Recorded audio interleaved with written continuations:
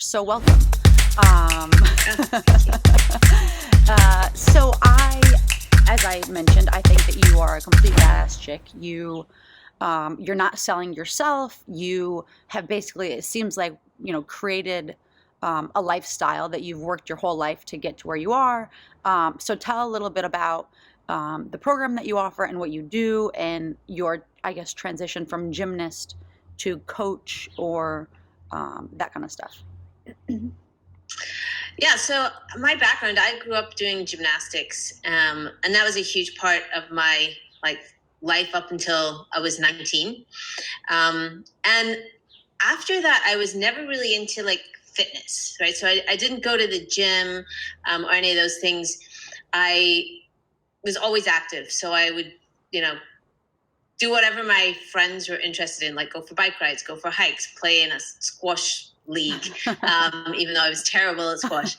And then it was, and when I got in my 30s, I moved to Canada and I started going to the gym. And I actually really enjoyed it, just in terms of like getting really strong and seeing how strong I could get.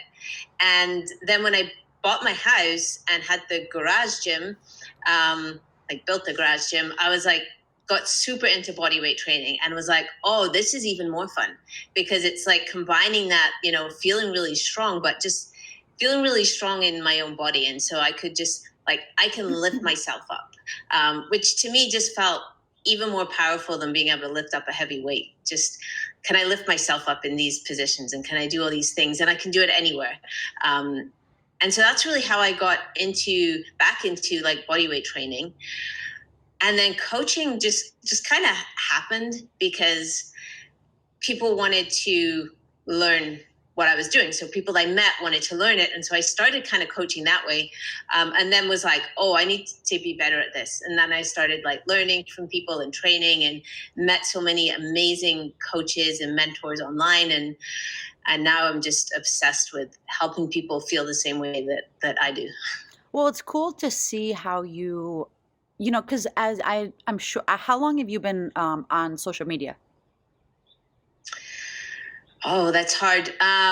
Maybe like 7, 8 years. So a while, but not like Yeah, I feel like now it's just so saturated with such a market. So it's really cool how you can stand out.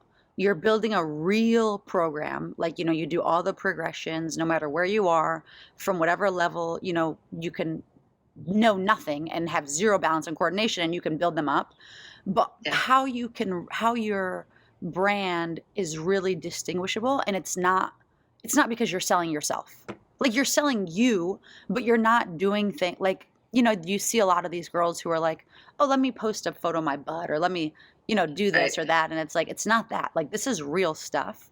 And this is stuff Yeah, that's like really going to sell. So it's really cool to see.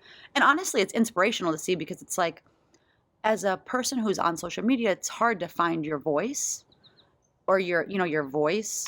And it seems like you yeah, really did find your groove, and you have so many different things. It's it's just an array of many, many, many, many different topics. yeah, yeah. I started social media for fun. So a few friends were like, "No, you have to be on Instagram." And so it was just me posting my training, and immediately I found like I was connected to other people doing the same stuff. And I had a small, like I knew a couple of people who did handstands locally, but I would rarely meet up with them. And just like starting posting on social media, I just made all these like friends, and many of them I've met since, and it's like we're instant best friends when we meet, just because you have that connection that you have all these same passions and interests. And to me, it was just about posting like fun stuff that I was doing, showing that I was having fun, because it's a blast doing the kind of training that we do, and just trying to be light and entertaining in a way, right? So when I got the cats, that just kind of added this other level of like, anything can be funny now. Like I can just do push-ups and it's can be hilarious because I've got kittens on me. And just it's huge. A huge part of it is, for me, is just it needs to be fun, because otherwise I'm not going to want to posts on Instagram. And so I post things I enjoy, I post things that are fun, and I hope that people connect with that and learn something and or get inspired, or, you know, because I'm constantly learning from other people on there and seeing what other people are doing. I'm like, oh, I want to try that. And it's Do you have yeah. because I feel like it, you know, especially now during COVID, if you don't really have like being in New York City, there were places that you can go, like, you know, you go to this place and you can work on like a specific calisthenics gym, or you can work on specific things that, you know, go to here for gymnastics or whatever. But Yeah. now that it's COVID, it's like you're kind of secluded, you're by yourself. Do you have like go-to motivational people that you kind of look to, or you're just like you know, you brainstorm, you do your own thing and figure it out? Yeah, I'm for that kind of fun motivation stuff. I tend to save Instagrams, so I have a lot of like folders of like things to try, and so sometimes I'll just be like, I'll grab one of those, and often it'll be something really that looks really cool and simple, and then I'll try it and it'll be like, oh, okay, that's impossible, so we move to the next one.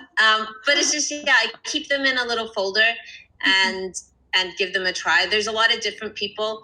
I'm going to do a really bad job of remembering names,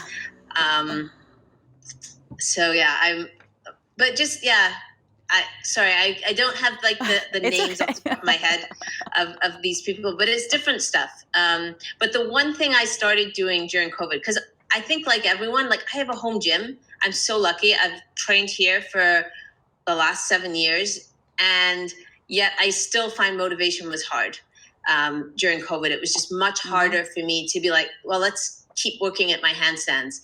And so I actually took up foot juggling. I saw with that little tiny, the teeny tiny blue ball, and it's Yeah. like, it's insane. It's really just, you know, you see these things on social media, and I was going to ask you this. So I see this, and I know you're a real person, and you know, you do this, but you see some things, and you're like, that's not possible. Is that real? You know? And so it's like, it's amazing. Yeah, so for me, that was just something that's like, I've never done this before. I get on a call once a week with this amazing circus performer, Ariane, who's in Austria, and she teaches me stuff. Every week she teaches me new stuff, and I'm like, this is so impossible. And then and most of it's not in handstand right now, the stuff she teaches me. And then I just try and always experiment, like, oh, can I do that movement in a handstand, and try to do it. But yeah, for me, like a huge part in COVID was just, okay, take the pressure off, right? Like, and let's do something that's just fun. And I can just immerse myself in. Like, you can't be worried about something else and be trying to balance balls on your feet. Like, there has to be that 100% concentration. Otherwise it's just like everything flying at your face. So What was the hardest thing in your whole career of, you know, your whole life? What was the hardest thing for you to learn so far? like skill movement wise. Anything when it comes to that, like, you know, working with your body, like, you know, Yeah. getting, because a lot of it, it's mental. Like, Yeah. I know people who say, I can't even go upside down. And I'm like, well, you can. It's just, you just mentally have to get over that hump. Yeah. Yeah. I think that's a great question. As a gymnast, I find, so when I was a kid, lots of things were hard to learn, but you have that mindset at that age. And growing up doing gymnastics, where it's just like, oh yeah, I'll be able to do that. Like, you see something really difficult and you're like, oh yeah, no, my coach will teach me that. We'll do all the progressions and I'll get there. So it never, even skills that took a year to learn or a long time to learn, never felt like that was really hard, because I never had that kind of thought that, oh, I'm not going to do that. Right. You just kept doing it. But it's definitely harder when you don't have that coach with you every day, kind of being like, okay, you're ready for the next progression. And so for me, like learning a one arm was this really one arm handstand was this really weird journey of like, just keep trying it at first, right? So you just like, oh, I'm going to do a one arm. You just take one arm off the floor and you're like, well, that doesn't work. And then, you know, it's kind of a series of like, it's such a long process to build up the strength and control. Like, and you can be like touching one finger on the floor for like weeks or months even without like feeling like you're getting to the next stage where you're actually taking one arm off. And the progress is so slow.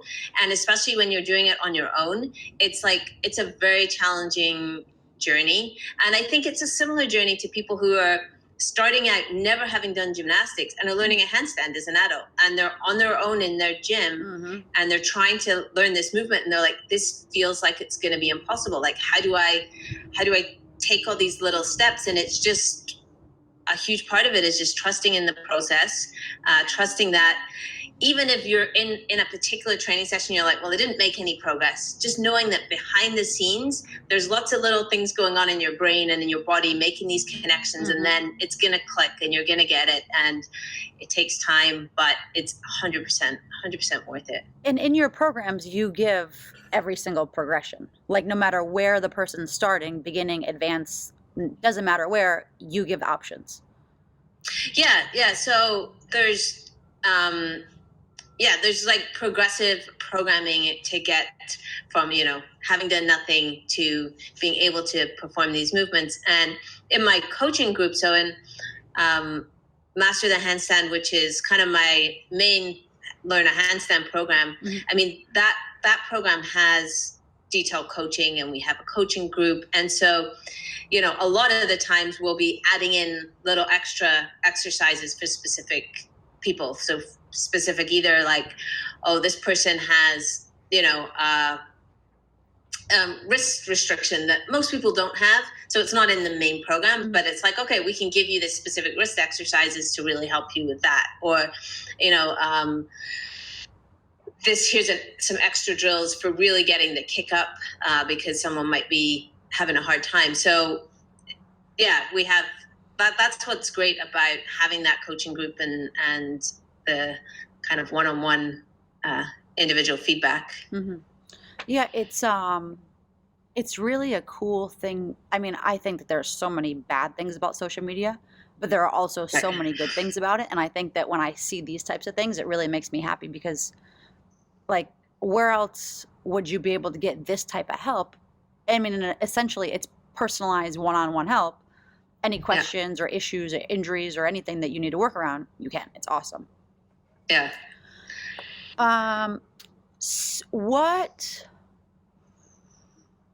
Okay, so it's a mind game, part of it. Is there anything that you, I don't know about meditation, but like, do you have like a mantra or something that you kind of tell yourself, like when you're, like when you're just at your last end of patience and you're like, okay, I'm done with this? Or like, you'll go back to it, but it's like, I find that people really don't have, especially now, everything is just a quick fix. You want it immediately. Yeah. And this is not that. This is a process, and you have to put the time in and the effort and the work. And yeah, I mean, so that's interesting. You brought up meditation. I've always struggled with meditation, and it's something that only in the last couple of years have I really started to kind of give myself the time to actually be like, okay, I'm actually just going to sit and try this.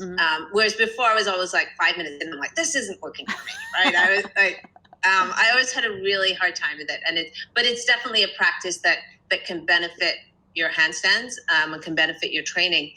I've always found gymnastics very, I guess it's the same thing as meditation. It allows me to really get rid of the clutter and focus in on that specific thing. Because if you're not 100% focused on your body, what you're feeling, how that movement feels like as you're doing it, it's very hard to progress. Like, you can't just go and like, I'm just going to put reps in. Right. And at the same time, I'm thinking about dinner and this and that, and, all these things that are going on in my life. Like, it just doesn't work, and you have to get into that zone. And some things that really help me is having fairly structured warm up. So it might be different day to day, but I'll have specific things that I go through, and during that time, that's kind of my time to mentally prepare myself. So just kind of getting myself in that mind zone. I'm a huge fan of visualization, and I do this a lot with especially more challenging movements, where I don't want to have to do 100 reps to try and find the right one, because that's a lot of work. I'd rather just, do 100 times in my head and then do one rep. So I'm a huge fan of visualization. And the way that I use that, I used to struggle with it a lot. And part of the reason was because I thought that I had to like visually see myself, like as if I was watching myself on TV performing a movement. And some people do visualize that way and have really good success with it. But the way I visualize is more focusing on what am I thinking about? What's my thought process as I'm doing this movement? And what do I feel as I'm doing this movement? Okay. So it might be for my handstand, if I was just doing a kick up to handstand, visualizing it might be, okay, I'm going to start by just really feeling my hands on the floor. Okay. Feeling that engagement, feeling the connection with the floor. As I kick up, I'm going to feel that weight shift into my fingers and into my hands. I'm going to really push and feel my shoulders push away from the floor. And then that feeling of pulling the ribs in, which is really hard to describe.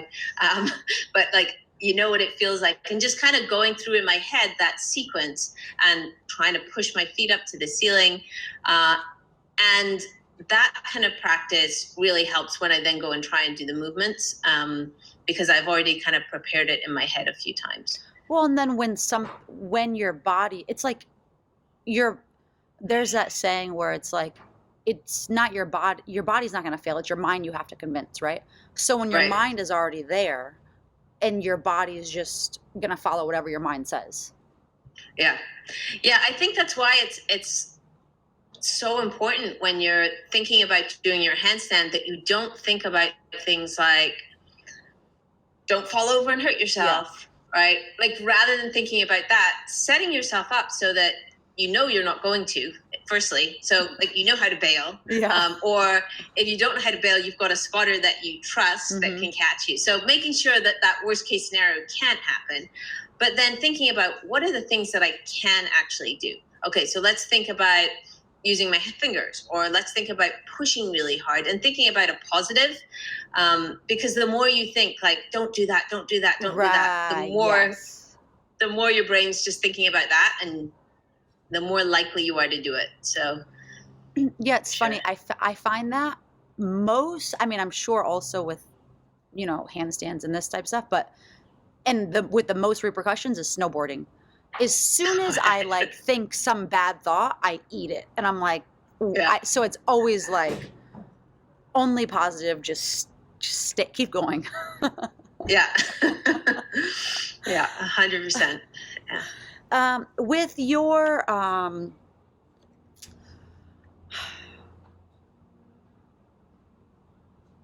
sorry, there were a bunch of things you said and I'm like, okay, which one do I want to go to?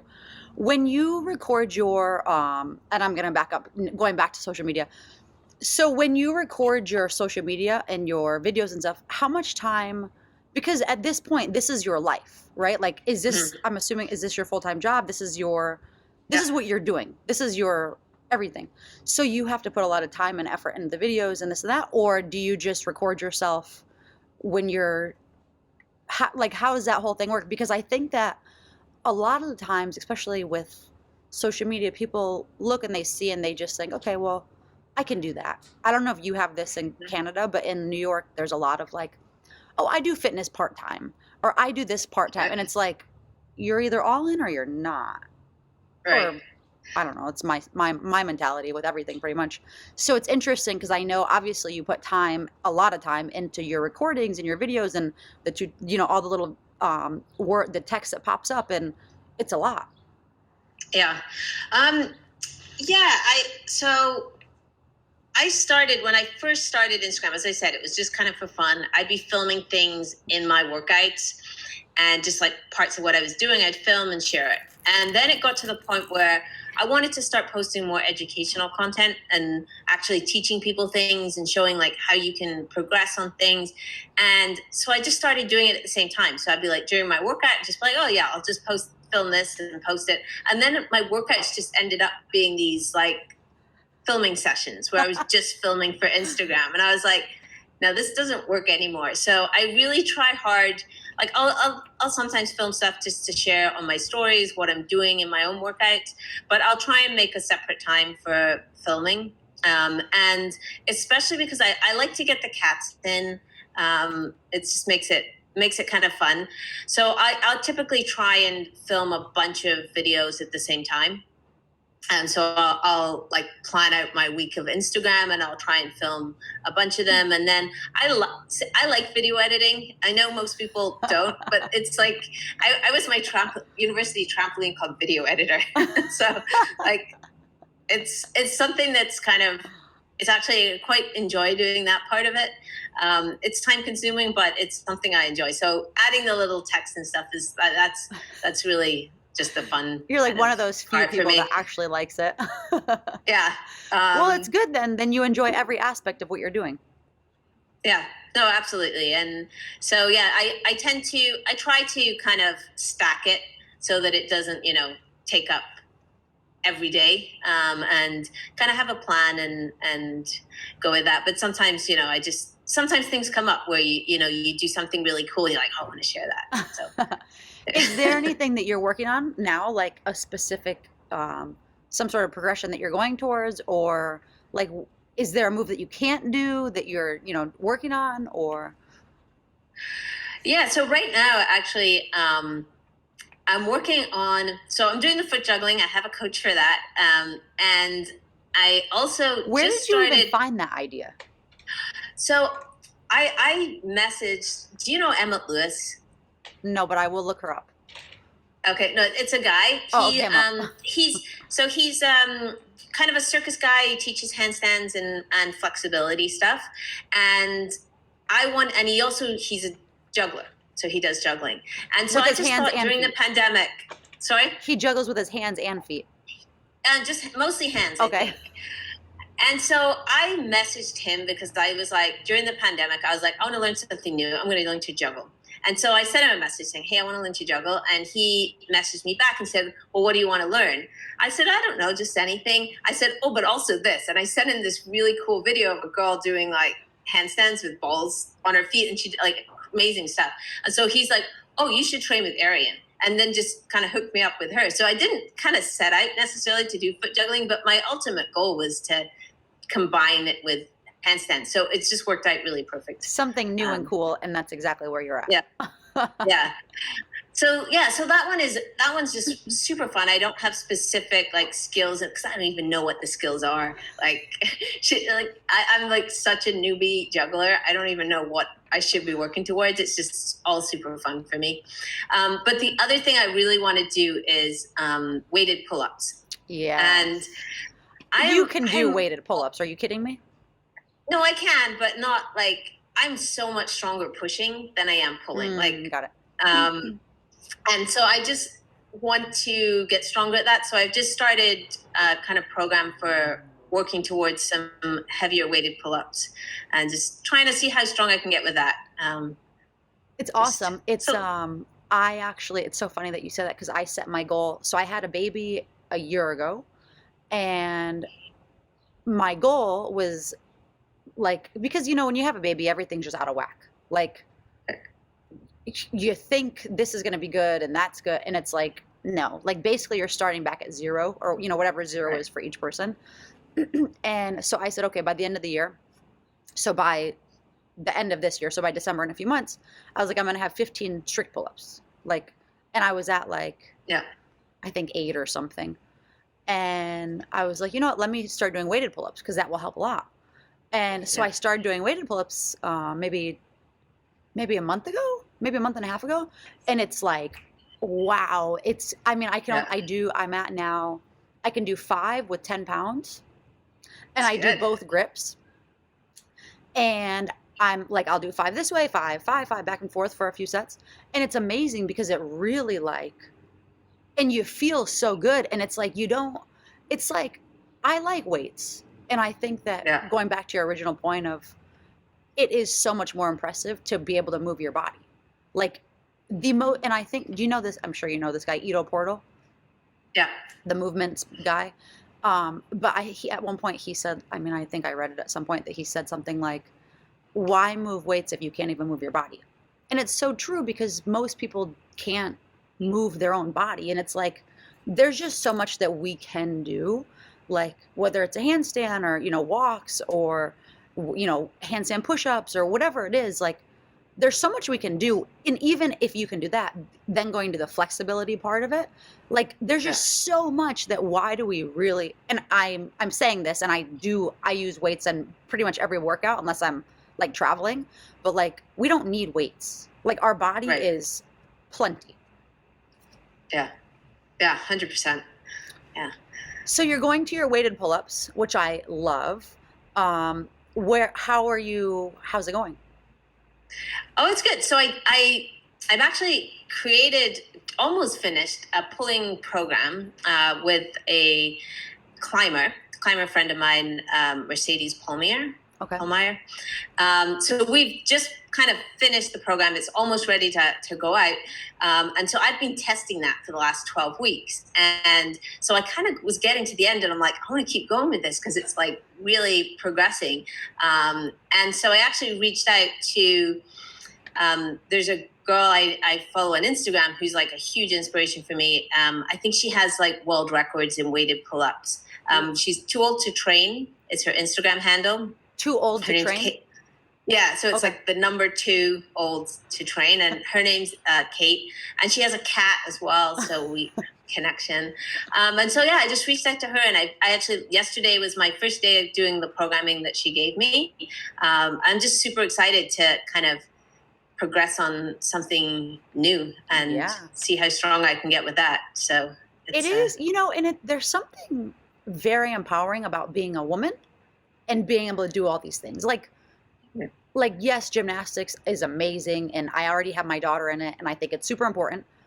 But I think that being able to do like the pull-ups and the push-ups, and because, it's just so empowering, and it builds your confidence. Like, there's just so many other factors that come into it, and I feel like people, like when they, and you've probably gotten this, like, oh, well, you're obsessed. Like, do you really need to do it every day, all the time? And it's like, well, no, it brings me happiness. Like, I really enjoy it. So yes, I do. Right. So what is your rebuttal to that when people say, do you get that? I think, people, especially people who maybe don't want to train every day. It's like, yeah, you do so much, you do all this stuff, and it's really, but that's what I'm doing for fun. That's like, that's what gives me joy, and that gives me the energy to be able to do some of the other stuff that's maybe not as fun for me, like, accounting or like whatever work stuff I have to do that I don't want to do. And so, to friends of mine who, especially like, they think it's crazy that there are enough adults in the world, like, who want to learn a handstand that I can do this as a job. They're like, there are other people like you out there. And, the way I kind of approach it with them, I'm like, so you're saying that you wouldn't want to be able to do a handstand? And they're like, well, no, I would want to be able to do it. I can't. Like, I'm not a gymnast. That's not. And I'm like, no, I'm telling you, you could, right? Like, I can absolutely teach you that, and break it down and progress you up to that level. And most of them don't want it enough to actually do that. Most of my friends play hockey. That's where I met a lot of my friends.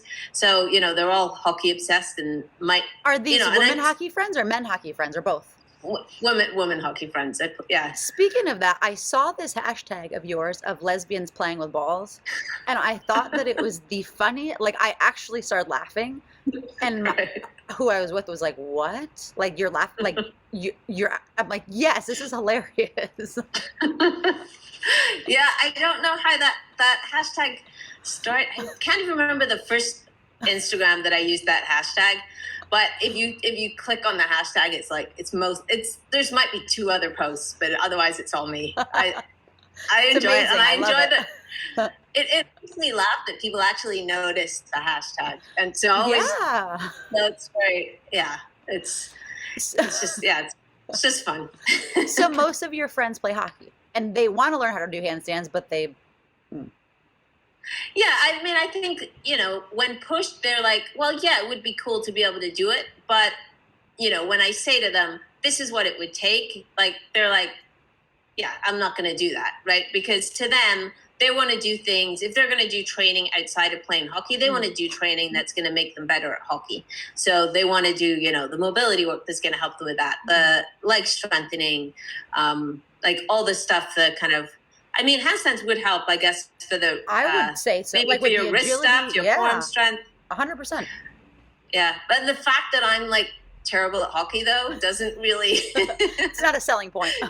No, yeah, Well, I do think though that it's, and I was just talking with someone about this, how I think that it is so important to do things that supplement one another, right? Like, so yes, doing handstands will help handstands, but I'm sure there are other things that will help supplement getting a better handstand, whether it's doing core exercises or wrist exercises or shoulder, or, yeah, whatever it is. There are other things.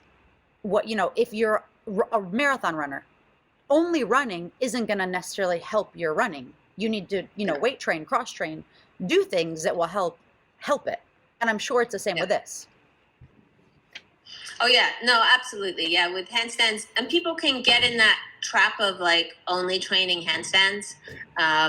They spend so much time doing that and especially straight arm pushing. So they'll train so much straight arm pushing, kind of not do the bent arm pushing because it's like, oh, I'm not strong in the bent arm position.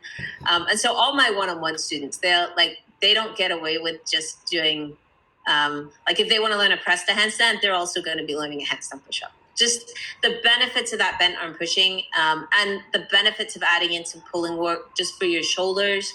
And so, yeah, it's nice to kind of have that one thing that's like what you really want to focus on, but you also want to kind of be like doing all these other things is going to help with that as well. So Yeah, that, and I almost seems like, I mean, and on social media, there's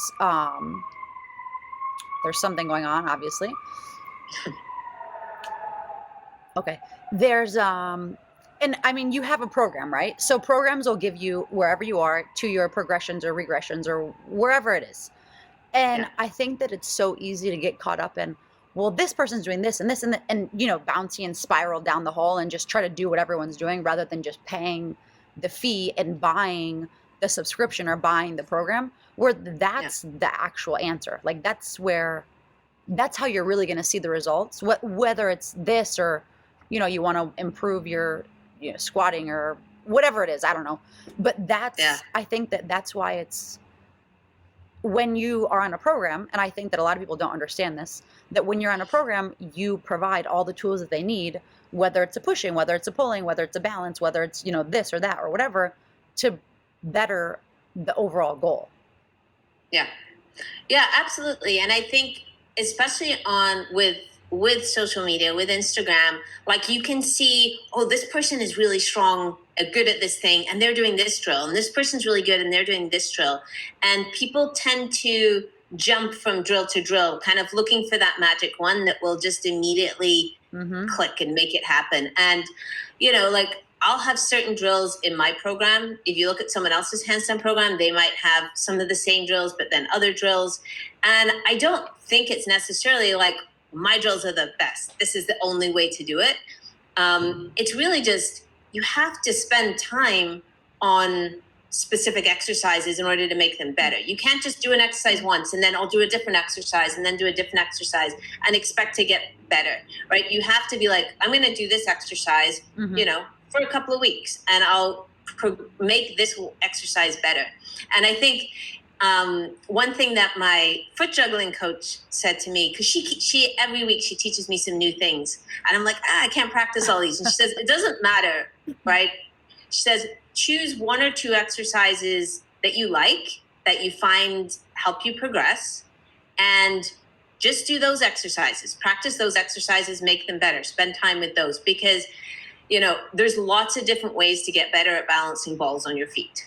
And so I feel it's the same with handstand. Like, there's lots of different ways to learn a handstand, but if you just jump from drill to drill, from exercise to exercise, then you're not going to get there. You need to kind of like, okay, this is the exercise I'm going to work on, and I'm going to spend some time and commit to it and put in that work and improve it. And that's how you're going to get there. But you don't need a million exercises. Just pick the ones that you enjoy, that give you some good progress, and practice. Yeah, it's definitely it's just being consistent. Like, just keep putting the work in. And even I can't say it enough. That's what it is. Just do it. Yeah. Just do it. It's not just going to happen. Do you see with because you have a gymnast background, and have you ever worked with yogis? Yeah. No, I have a number of yogis in my groups. Yeah. I was training for a little while with a few girls who are yogis, and I don't have any background aside from chasing my brother and trying to keep up with him, and doing whatever he was doing, which is my where my antics come from. But it's funny because I'm at one point one of the girls because I can do handstand walks, and I can go forever. They're not pretty, but I can go. And the girl who is a yogi, like, she can do all the presses, this, that, but she's a yogi. She's like, I cannot walk. She's like, of all the things I do, I cannot handstand walk. And it's crazy to me because it's like, and the more that I've kind of asked around about it, it seems like a lot of people, like gymnasts, can hold and walk, but yogis can just hold. Did you see that at all?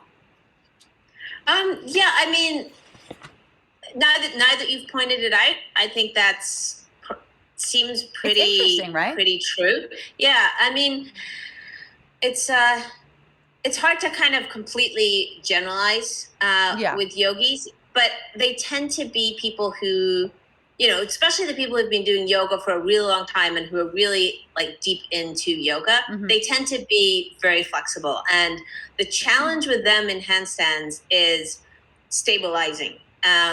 So for example, like my end range, so if I put my arms overhead, I can't get my arms much further than just straight up. So when I get in a handstand, that's a pretty comfortable position. But I don't have the range to go way, way further than that. Whereas a lot of my yogi students can get in much more flexible positions with their shoulders, with their spines, with their hips. And so actually finding that straight line and being strong in a straight line is lots of times more challenging for them, because they really need to learn how to stabilize that specific position. And then when you add walking into it and you have that movement, because often they're very bendy, it can be a little harder to really create the stability, I think, to do that. And do you also help with flexibility, mobility things, or you're doing only handstands? Yeah, so a lot of, because mobility is such a huge part for many people, it's definitely a big part of what I teach and what we do in my programs, especially in my program, Handstand Building Blocks, which is really kind of my foundation handstand course. And that one includes a lot of like building the overhead mobility, building your wrist mobility, building your hip mobility, all that kind of stuff, because it's I noticed this when, kind of strange sidetrack here, but whenever I play hockey, I always do a handstand before the game. And I have like shoulder pads on and a helmet and like all this gear. And I try and kick up to handstand and I can't get my arms up. And I'm like, it is so hard to do a handstand when you're that restricted in your like movement and in your position. And I think always think about like students who have that restriction in their own range of motion, and it's like it makes the handstand so much harder when you can't get it into the stacked into the position. So yeah, the mobility part is really huge. Well, and when you think about it, most people, they're sitting at the, like, even if they're not at the office now because COVID, they're sitting on their computer like this most of the time. Like, very rarely are people, or are they actually working on, getting their arms overhead and really working on their posture. And yeah, I mean, going into a handstand, or you can't, there's no this when you're upside down. Like, you really got to be open. Yeah.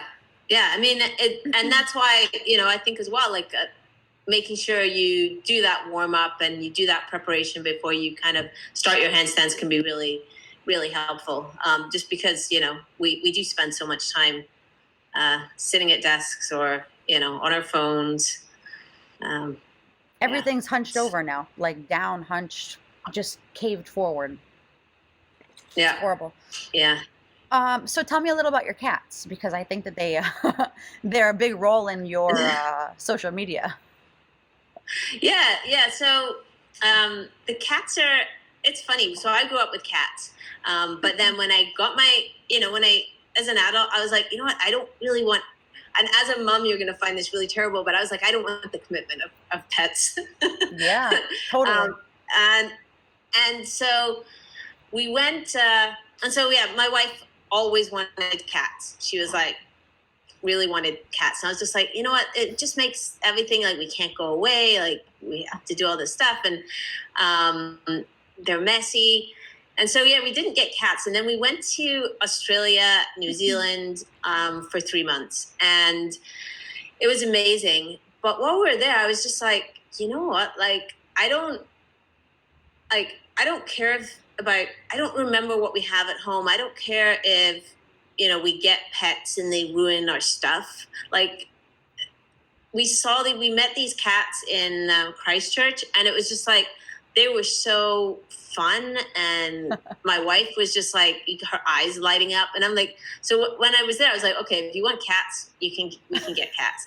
So we get back, and the next day she's like, we've got like 5 appointments the day after we return home to like see kittens or something, and we ended up seeing 2, and we were only going to get 1, but then made the mistake of seeing 2, and then you can't not take them both, and yeah, just absolutely took over our lives. Well, so they're very self-sufficient, I think. Like, I think dogs are a little more needy. We have one and he's so needy, but I think cats are a little more independent. Like, they just do their thing. Or is it how you train them? I don't know. I've never had a cat. We have the most needy cats, and it could be how we train them. It could be because we have because of how we've raised them. But they are super needy. Like, they don't like to be left alone. Because we're close to a main road, we have raccoons in the backyard. So they're indoor cats, but we take them out on a leash. Like, Chester would go outside all the time. So she's always, yelling at us to get outside. And because I'm like, oh, I want to be outside all the time too. So I feel this incredible guilt about that. So I take her out all the time. So they are really spoiled cats. It's amazing. But sure. I think that they probably, they only enhance your videos because they can be a part of it. Whereas like, I just posted a video of my dog and he's like humping my leg. Oh, right? I saw it was hilarious. Like, dogs are so, like, he's going to bulldoze me over. He's going to lay on me and lick me. And like, the cats are, they're conducive to what you're doing.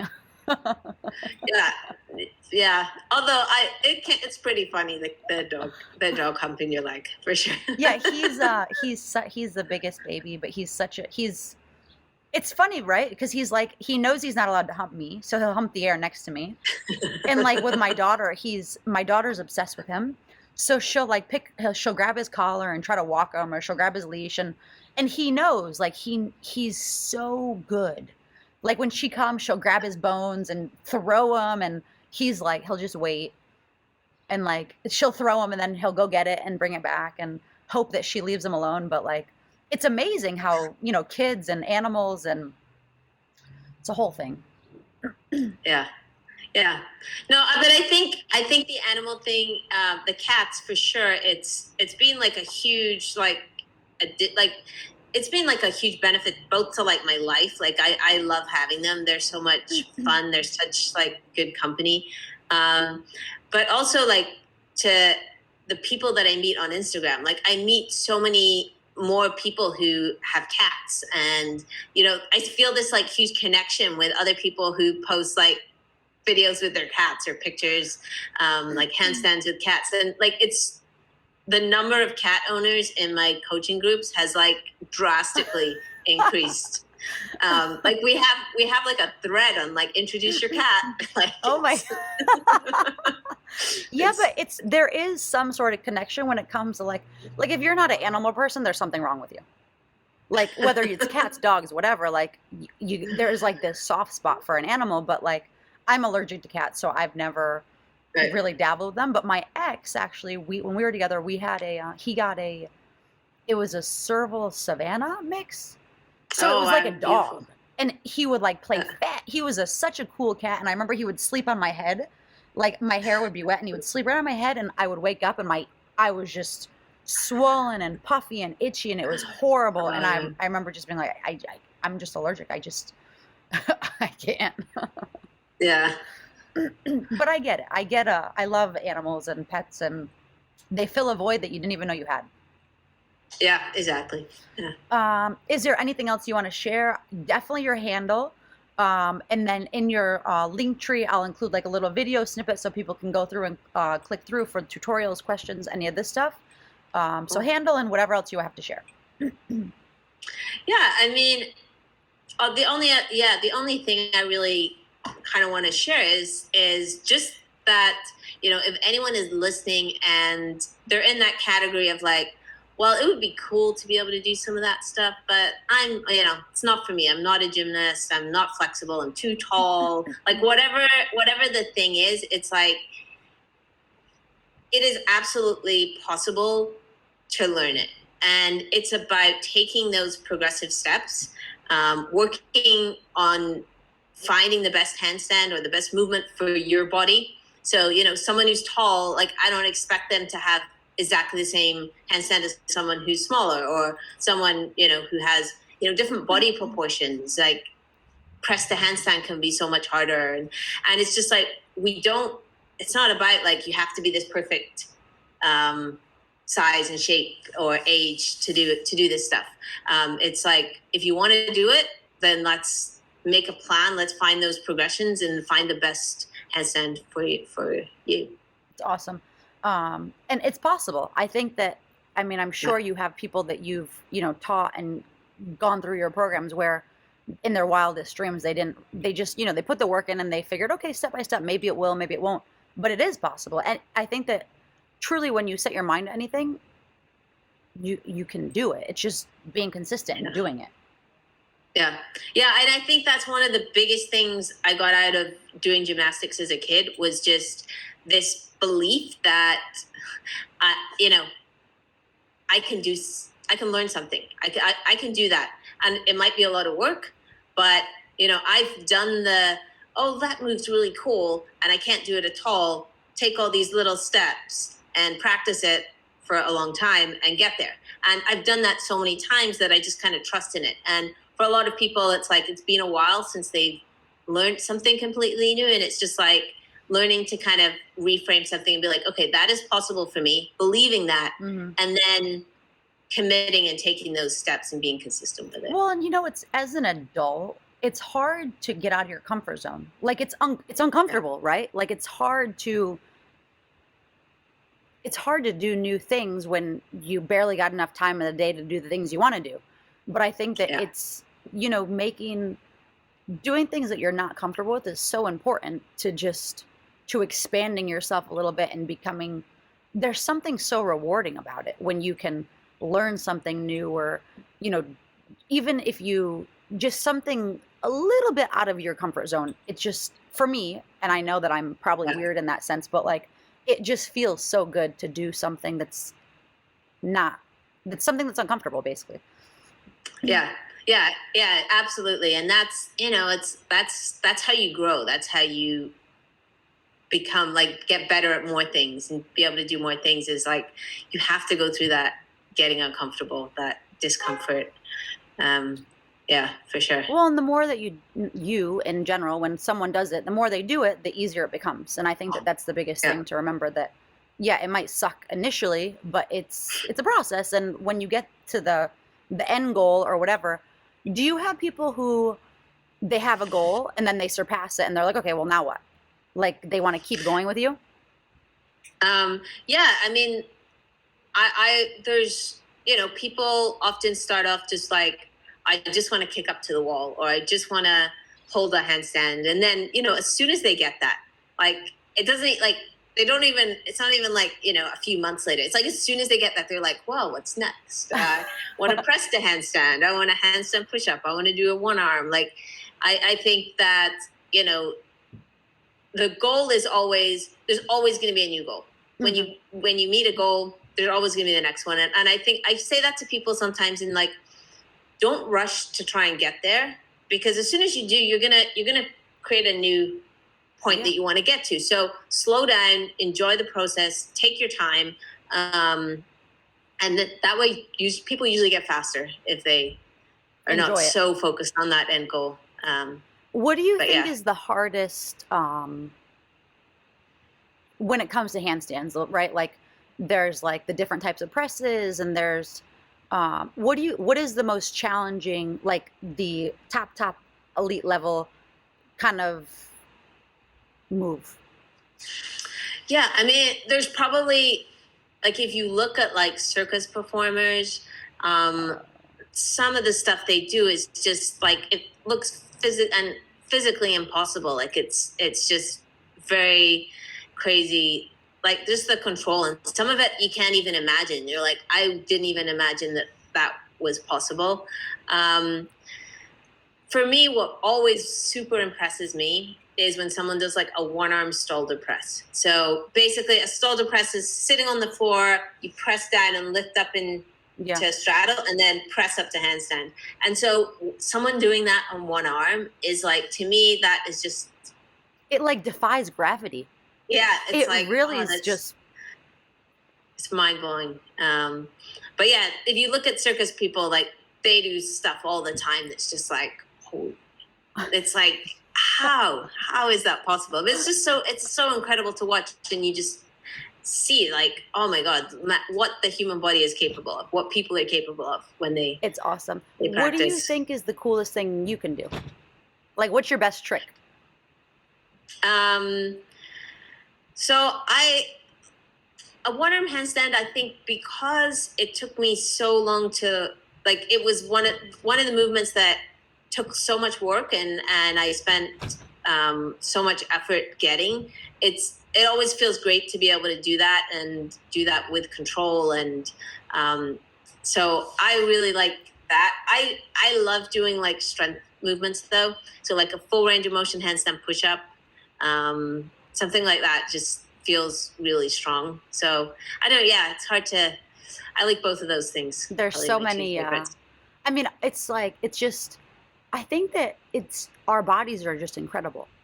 Like I really can't fathom just how, in our minds, right? Like it's unbelievable. It's so cool. Yeah. Yeah, and I think a couple of reasons why I like those two things more than other things is that I couldn't do them as kids, and these are things I learned in my like 30s and 40s, and it's really cool. That's so cool. It's just really, it's just like, okay, when I was like a teenager doing gymnastics 30 hours a week, I couldn't do this stuff, but now I can. It's. What do you think changed? Just you're putting more time in, more. I mean, partly it's like I never worked those things, so like you don't really, in gymnastics you don't really do a one-arm handstand, right? And you don't necessarily train like handstand push-ups specifically. Like it's not like a skill that you would train. But like you might do some stuff like that in conditioning. But I'm definitely stronger in that movement, way stronger in that movement now than I was as a gymnast. And I think it's more just like, that's what I'm focused on. I'm focused on that strength aspect. And I'm a lot smarter with my training. As a kid, it's just like I was just like more. Let's just do more, and I'll get better. And as a kid, you can get away with a lot of bad programming, whereas as an adult, I'm a lot smarter in terms of like how I program and progress that, and make sure I'm doing the right things. I think aside from it just being so incredibly awesome, it's so cool that you can do it. And it's not like you don't have a body type, right? Like if you see a bodybuilder, she or he's probably a bodybuilder. If you see this person, that person, whatever, that they're probably that. But with this, it's just like this, you're just strong. And it's not like overwhelmingly in your face. Like it's so cool because you could just literally whip it out and no one would have any idea. Yeah. I think that's a really cool thing about when you get a group of people who are, in like movement culture, if you want to call it anything, but people who do a lot of bodyweight movement, a lot of kind of maybe like soft acrobatics, locomotions, and no one there looks like, as you said, no one looks like a, powerlifter or like a bodybuilder. And then you see what these people can do, and it's just like, wow. Like it is. Or parkour people. Parkour people like that as well. Like they just do you just do something, you're like, how is that physically possible? And it's just people learning how to use their body and doing really cool stuff. It is. Yeah. Well, I will keep watching your videos and being inspired. Do that. Yeah. Awesome. Well, enjoy your afternoon.